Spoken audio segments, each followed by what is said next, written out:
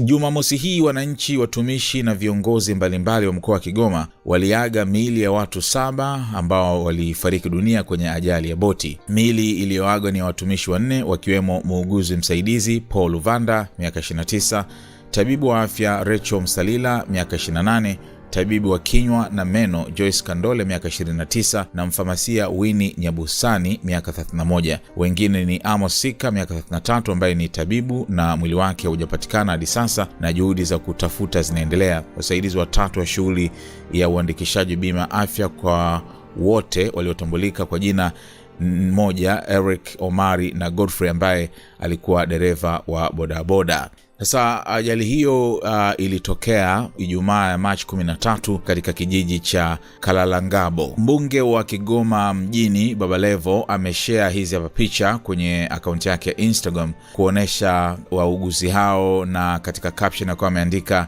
hawa ni baadhi ya ndugu zetu tuliowapoteza kwenye ajali ya boti Kigoma. Watu hao walikuwa na mchango mkubwa sana kwenye afya. Mungu awalaze mahali pema peponi.